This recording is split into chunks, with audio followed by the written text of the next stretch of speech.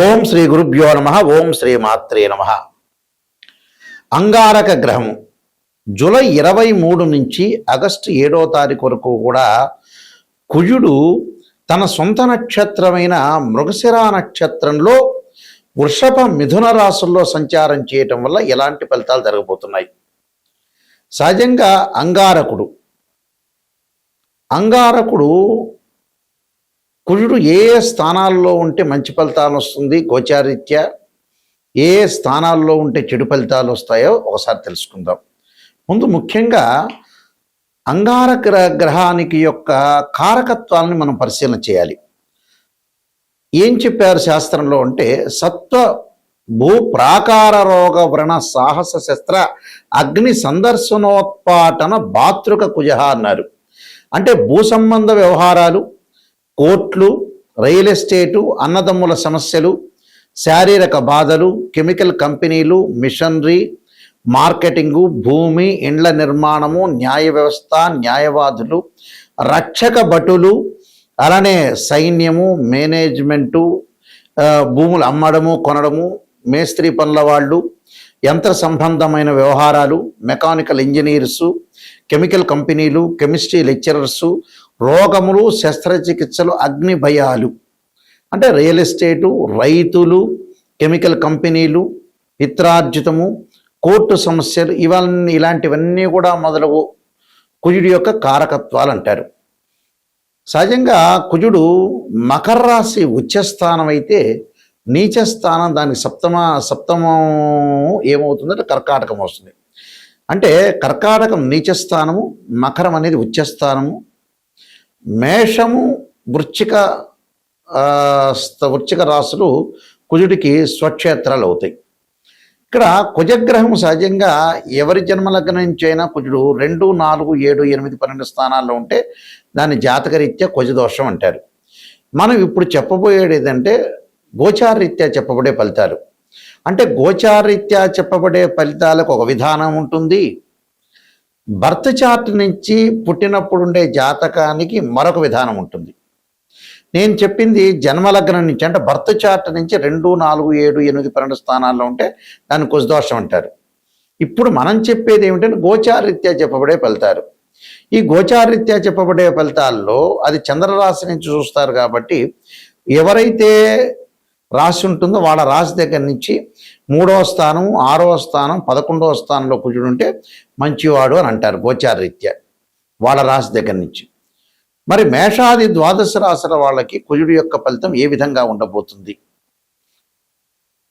ఏ విధంగా ఉండబోతుందో ఒక్కసారి మనం తెలుసుకుందాం. వృషభ రాశి వారికి కుజుడి యొక్క ప్రభావం ఏ విధంగా ఉండబోతుంది అంటే జూలై 23 నుంచి ఆగస్టు 7 వరకు కూడా వృషభ రాశి వారికి ఏ విధంగా ఉండబోతుంది. ఎందుకంటే వృషభ రాశిలో జన్మంలో కుజుడు ఉండటం, మళ్ళీ ద్వితీయంలోకి వెళ్ళిపోవటం కుజుడు జరుగుతుంటుంది.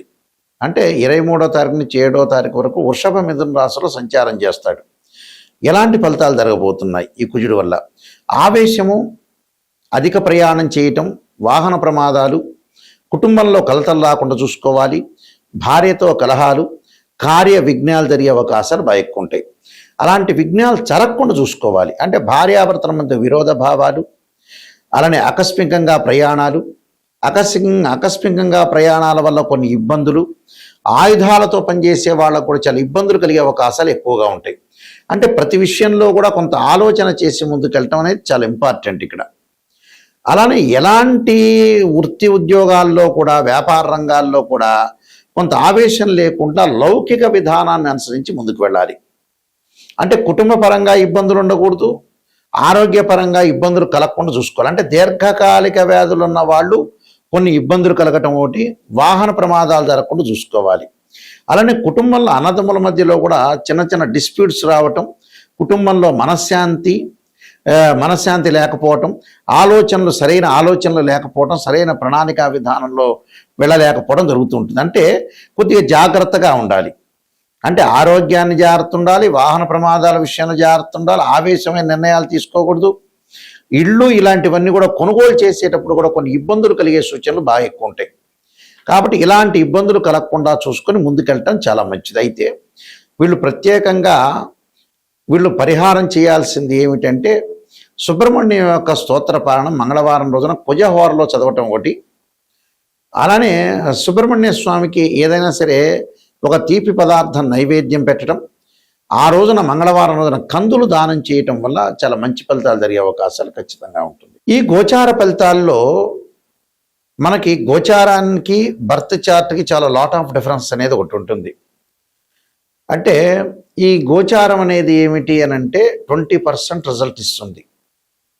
అంటే మనం ఏదైతే ఈ 10 రోజుల పాటు లేకపోతే ఈ వారం పాటు ఈ నెల రోజుల పాటు ఏ విధంగా ఉండబోతుంది, ఎలాంటి సూచనలు చేయాలి, అంటే వృత్తి ఉద్యోగాల్లో ఏ విధంగా ఉండాలి, ఆరోగ్యపరంగా ఏ విధంగా ఉండాలి, వివాహపరంగా ఏ విధంగా ఉండాలి, డబ్బులు ఎలా ట్రాన్సాక్షన్స్ చేయాలి, దీర్ఘకాలిక వ్యాధులు ఉన్న వాళ్ళు ఎలాంటి చర్యలు తీసుకోవాలి, ఎలాంటి విధానాన్ని అనుసరించాలి, ఎవరితో మాట్లాడచ్చా మాట్లాడకూడదా, వ్యాపార పరంగా ఎలా ఉంటుంది, ఉద్యోగ పరంగా ఎలా ఉంటుంది, ఆరోగ్యపరంగా ఎలా ఉంటుంది, వివాహపరంగా ఎలా ఉండబోతుంది అనేది, విదేశాలకు వెళతామా వెళ్ళమా, ఎవరితోనో గొడవలు జరిగే సందర్భం ఉంటుందా, భార్యాభర్తల మధ్యలో బాండింగ్ అనేది ఎలా ఉండబోతుంది, ఫైనాన్షియల్ పరంగా ఎర్నింగ్ ఎలా ఉండబోతుంది, ఎకనామిక్ గ్రోత్ ఎలా ఉండబోతుంది, ఎడ్యుకేషన్ పరంగా ఎలా ఉండబోతుంది, ఎలాంటి డిసీజెస్ వచ్చే అవకాశం ఉంటుంది అనే దాన్ని ఈ 10 రోజుల్లో, అంటే ఈ గోచారరీత్యా మేమైతే ఎన్ని రోజులైతే చెప్తామో,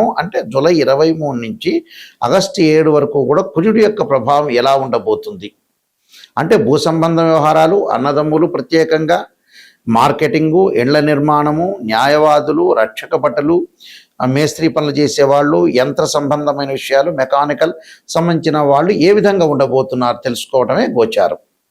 బర్త్ చార్ట్ అంటే లాట్ ఆఫ్ డిఫరెన్స్ ఉంటుంది, అది లాంగ్ రన్లో ప్రొడిక్షన్ అర్థం. బర్త్ చార్ట్ని కూడా ద్వాదశ భావాలను అనుసరించాలి. అంటే ద్వాదశ భావాధిపతులు ఉంటారు, అంటే ఒక 16 డివిజనబుల్ చార్ట్స్ ఉంటాయి. ఈ 16 డివిజనబుల్ చార్ట్స్ని మ్యాథమెటికల్గా క్యాలిక్యులేషన్ వేసి మనం భావచక్రాన్ని, రాశిచక్రము, నవాంశము, దశమాంశము, సప్తమాంశము, త్రింశాంశం, ఇలాంటి 16 అంటే 16 డివిజనబుల్ చార్ట్స్ ఉంటాయి. ఈ 16 డివిజనబుల్ చార్ట్స్ని మనం అనాలిసిస్ చేయాలి. అందులో భావాధిపతులు వేరు, రాస్యాధిపతులు వేరు, ఆ బాక్స్లో ఉండే గ్రహం వేరు. భావాధిపతి అంటే ఏంటంటే లగ్నం నుంచి అనుసరించేది. అంటే లగ్నం అంటే తనుభావం, తనుభావానికి రవేధిపతి, ద్వితీయ భావానికి గురువు, తృతీయ భావానికి కుజుడు, చతుర్థ భావానికి చంద్రుడు బుధుడు, పంచమ భావానికి గురువు, షష్టమ భావానికి శని కుజులు, సప్తమ భావానికి శుక్రుడుని, అష్టమ భావానికి శనిని, అలానే భాగ్యస్థానానికి భాగ్యభావానికి రవి గురువులని, అలానే దశమ భావం రవి బుధుడు గురువు శని దశమ భావం, లాభభావం గురువని, వ్యయభావం శనిని, ఇవన్నీ అనుసరించాలి. అంటే ఇవి భావాధిపతులు. రాస్యాధిపతులు వేరు. అంటే భావాధిపతి అంటే ఇంటి ఓనరు, రాస్యాధిపతి అంటే బిల్డరు. అక్కడుండే ఏదైతే బాక్స్లో ఉంటుందో, మేషాది రాసుల బాక్స్లో ఉంటే అవి టెనెంటు అని అర్థం. అంటే తాత్కాలిక గ్రహాలు మారచ్చు, టెనెంటు అని అర్థం. ఇవన్నీ కూడా మ్యాథమెటికల్ క్యాలిక్యులేషన్ వేసి ఎక్కడెక్కడ దృష్టిలు ఉన్నాయి, ఏ లగ్నానికి ఏ దశలు కలిసి వస్తాయి, అంతర్దశలు ఎలా ఉండబోతున్నాయి, సూక్ష్మ దశలు ఏంది, ప్రాణదశలు ఏంది, లక్ష్య యోగాలు ఏంది, గజకేశ్వర యోగం ఏంది, రవిబుధాదిత్య యోగం ఏంది, మనకి చాలా కాంబినేషన్ ఆఫ్ యోగాలు చెప్పారు. చంద్రమంగళ యోగం దగ్గర నుంచి ఈ యోగాలు అనేవి కూడా ఏ విధంగా ఉండబోతున్నాయి. 300 కాంబినేషన్స్ ఉంటాయి యోగాల్లో. అంటే 2 or more planets is conjunction is called yoga అంటారు. 2 కానీ 3 గ్రహాలు కానీ కలిసినా దృష్టి ఉన్నా దాన్ని యోగము అంటారు. లైఫ్ని ఎలా ఎన్హాన్స్ చేసుకోగలుగుతాం, లైఫ్ని ఎలా ముందుకు తీసుకెళ్తాం అనేది యోగం తెలుస్తుంది. యోగము అంటే 2 గ్రహాల యొక్క కలయిక. అంటే 2 or more planets is called yoga అంటారు. దాని డెఫినేషన్ అది. మ్యాథమెటికల్ అనాలిసిస్ చేసి మనం చెప్పేది యోగము అంటారు. యోగము, గ్రహాలు, ఉద్యోగాలు, వ్యాపారాలు, ఇలాంటివన్నీ కూడా బర్త్ చార్ట్ ద్వారా తెలుస్తుంది. నిజాన్ని తెలుసుకోవటం చాలా ఇంపార్టెంట్. ఎక్కడైతే నెగిటివ్ ఉంటుందో దాన్ని మనం పాజిటివ్ చేసుకుంటే మనం కంప్లీట్ మ్యాన్ అయినట్టు. నిజాన్ని తెలుసుకోలేదనుకోండి, అనవసరంగా ఆస్ట్రాలజీని అప్రోచ్ కావటం అనేది మంచిది కాదు. నిజాన్ని తెలుసుకుంటేనే మనం బాగుపడే అవకాశాలు ఎక్కువగా ఉంటాయి. ఎందుకంటే సత్యం ఎప్పుడు కూడా సత్యమే. అసత్య ధోరణిలో ఎప్పుడు ఉన్నాం అనుకో, మనల్ని మనం మోసం చేసుకున్న వ్యక్తిని అవుతాం. చాలామంది కూడా ఆస్ట్రాలజర్స్ అప్రోచ్ అవుతున్న ఎవరైతే క్లయింట్స్ ఉంటారో ప్రేక్షకులు, వాళ్ళందరూ కూడా పాజిటివ్ గురించి ఆలోచన చేస్తారు. పాజిటివ్ ఏముందండి, మీకు తెలుస్తుంది విషయం. ఆస్ట్రాలజీని అంత అప్రోచ్ కావాల్సిన పని లేదు.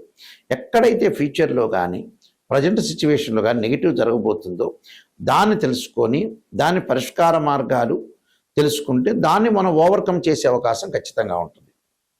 అలా ఓవర్కమ్ చేయలేదనుకోండి జీవితాంతం అంతే ఉంటుంది. కాబట్టి ఈ విషయాలన్నీ కూడా ప్రేక్షకులు గమనించాలి. దానికి తగ్గట్టుగా దాని పరిహారాల మార్గాలు ఉంటాయి. ప్రతిదానికి కూడా ఒక సొల్యూషన్ ఉంటుంది. మన జాతకంలో కుజుడు బాగలేదనుకోండి, చాలామంది కూడా కుజదోషం గురించి కూడా అడుగుతూ ఉంటారు. బర్త్ చార్ట్లో జన్మలగ్నం నుంచి 2, 4, 7, 8, 12 స్థానాల్లో ఉంటే దాన్ని కుజదోషం అంటారు. 13 నక్షత్రాల కుజదోష ఎగ్జంప్షన్ ఉంటుంది. కొన్ని లగ్నాలకు ఉండదు, కొన్ని రాశులకు కూడా కుజదోషం అనేది ఉండదు. అది గమనించాలి. ప్రతివాడికి కుజదోషం ఉందనేది పొరపాటు. కుజుడు గురువు కలిస్తే కూడా కుజదోషం అనేది వర్తించదు. కుజుడి మీద గురు దృష్టి ఉంటే కూడా కుజదోషం వర్తించదు. అలానే ఇక్కడ అశ్విని కానీ, మృగశిర కానీ, పునరస్సు కానీ, రేవతి, అనురాధ ఇలాంటి నక్షత్రాలకు 13 నక్షత్రాలకు కుజదోషం ఉండదు. కొన్ని రాశులకి, కొన్ని లగ్నాలకి చాలా ఎగ్జంప్షన్స్ ఉన్నాయి కుజదోషం గురించి. దాని గురించి ఆలోచన చేయాల్సిన పని లేదు. అయితే దాని పరిష్కార మార్గం కూడా ఉంది. కుజుడికి అధిదేవత, ప్రత్యదేవత, అంతరిక్ష దేవతలు ఉంటారు. అంటే ఇక్కడ అంతరిక్ష దేవతలను కూడా మనం చూసుకోవాలి. అంటే భగడాముఖి, అలానే భగడాముఖి స్తోత్ర పాలనం చేయటం కానీ, సుబ్రహ్మణ్య స్వామి యొక్క అష్టకం కానీ, సుబ్రహ్మణ్యం యొక్క స్తోత్ర పాలనం కానీ, నాగదేవతను భక్తి శ్రద్ధతో కొలవటం కానీ, రాహుకాలంలో దీపం పెట్టడం కానీ ఇలాంటివి చేసుకోవాలి. చేసుకోవటం వల్ల ఏంటంటే మనకు మంచి జరిగే అవకాశాలు ఎక్కువగా ఉంటాయి. ఇలాంటివన్నీ కూడా ఆలోచన చేయాలి. అంటే ఇక్కడ ఏంటి, అగ్నికి ఏదైతే కుజుడికి అధిదేవత ప్రత్యదేవతల్ని భక్తి శ్రద్ధతో కొలవటం, అధిష్టాన దేవత సుబ్రహ్మణ్య స్వామి, అలానే క్షేత్రపాలకుల్ని, అలానే పృథ్వీని భూసూక్తము పారాయణం చేసుకోవటం, అలానే భూసూక్తాన్ని చదవటం, భగడాముఖి స్తోత్రాన్ని, సుబ్రహ్మణ్య స్వామి యొక్క అష్టకాన్ని చదవటం వల్ల కుజదోషం తొలగిపోతుంటుంది. అలానే వివాహం కాని స్త్రీ పురుషులు ఎవరైనా కుజదోషం అనేది ఒకటి ఉంటే ఎగ్జంప్షన్ ఉందా లేదా చూసుకోవటం ఒకటి, శ్రీ వల్లీ దేవసేన సమేత సుబ్రహ్మణ్య స్వామి యొక్క కళ్యాణం చేయటం.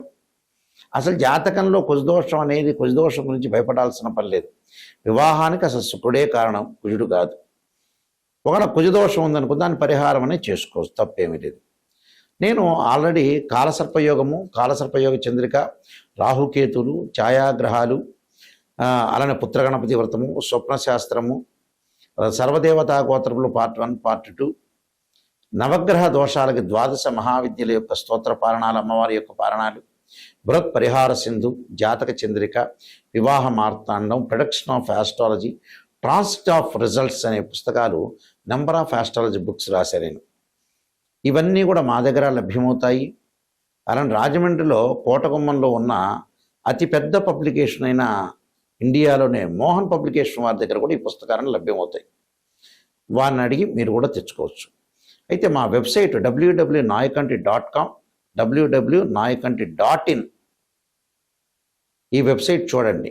ఈ వెబ్సైట్లో మీకు ఆ వెబ్సైట్ చూస్తే కూడా ఆ పుస్తకాలన్నీ కూడా మీకు కనపడుతూ ఉంటాయి. అలానే మీకు ఏ డౌట్లు వచ్చినా మమ్మల్ని సంప్రదించాల్సిన వాళ్ళు ఎవరైనా సరే నిజం తెలుసుకొని నాయకంటి గారి ద్వారా బాగుపడాల్సిన వ్యక్తులు మాత్రమే ఫోన్ చేయండి. మా నెంబర్ కూడా స్క్రీన్ మీద స్క్రోలింగ్ అవుతున్న నెంబర్ ఉంటుంది. ఆ నెంబర్కి మీరు కాల్ చేసి తెలుసుకోండి.